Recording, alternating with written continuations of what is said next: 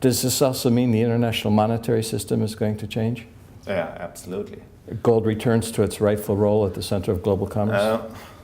I doubt so. I doubt so. I would wish, of course, but I doubt, given that the allocation of gold is so disparate. Look, which are the countries who own gold today? It's the US, hopefully so. It's Germany. Hopefully so.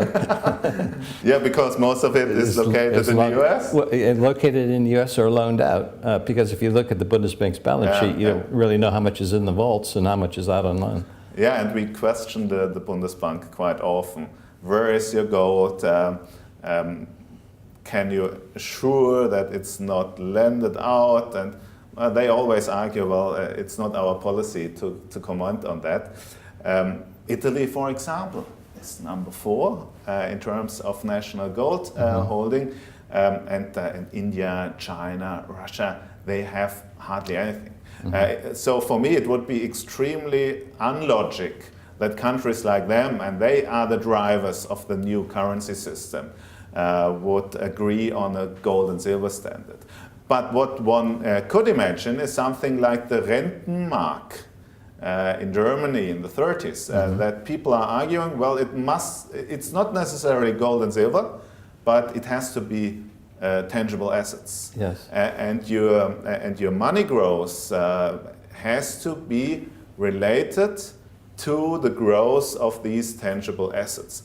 And I think that's what we need to have. Money growth which is driven purely by economic growth and not by political wishes and incentive structures. Well, that, of course, was the beauty of the Bundesbank, because it was completely separate and distinct from the political process, and the managers of the Bundesbank, were able to control the supply of money, much like Milton Friedman had recommended for so long. And they were very successful at it compared to all of the other currencies out there.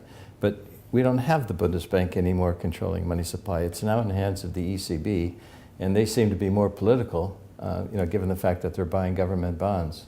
And clearly the US Federal Reserve is also political in the sense that they're funding the spending deficits of the US.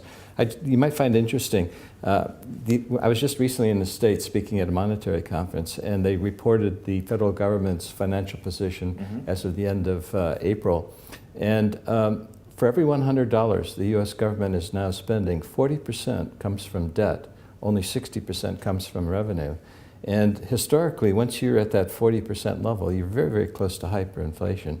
It shows that the market is not willing to lend to the government, and if the government doesn't cut its spending, the central bank steps in and turns that government debt into currency, which of course is exactly what happened here in the 1920s with the Reichsmark and Dr. Havenstein, who in many respects said similar things to what Mr. Bernanke is saying now, that he has to buy the government debt to prevent an economic contraction. But ultimately what it did is destroyed the currency and the economy as well. Yeah, his argument was always, I don't have enough money, yes. I have to print more. Yeah. And obviously that's a very big risk. Mr. Bernanke is saying, we don't have enough liquidity, we have to print more. It's basically saying the same thing. You have to protect your assets. That's the central case. Yes. For us, we always try to find smart ideas about the solution of this debt crisis. And we now work on that for at least 2004. Yeah. And we haven't come up with a solution which is less problematic than the bankruptcy or the default and the war. Because that also would be, that was often a solution of a debt crisis in the past.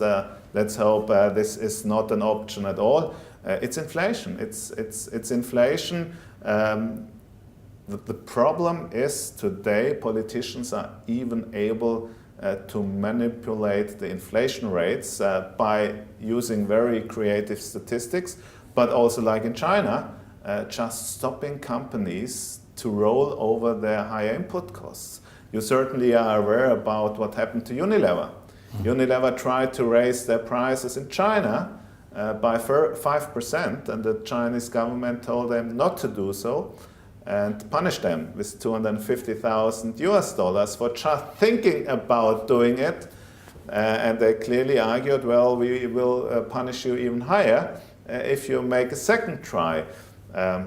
That's of course a major issue. And the problem is none of our citizens, no, none is wrong, but 98% of our citizens are not aware of these problems and are not interested in it. Yeah. It's always extremely frustrating for people being passionate by economic activity to see how few people share this interest to their best outcome. When our kids go to school, they learn a lot about languages, about math, about physics, about biology, geographics, religion, but hardly anything about economics.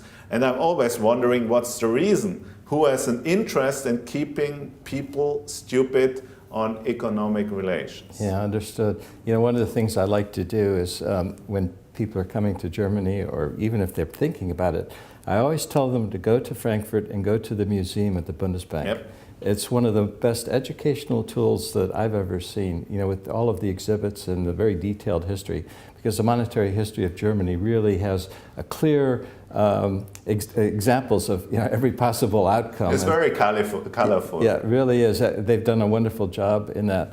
So to sum up, in terms of looking at strategies, I guess there are a couple of key points. One is geographic diversification. Absolutely right. Tangibles or near tangibles, and education in terms of trying to understand what's going on in the monetary system today. Any other components to that, or is that the essence of it? Being very open-minded. Open-minded for anything that could possibly happen. Yeah.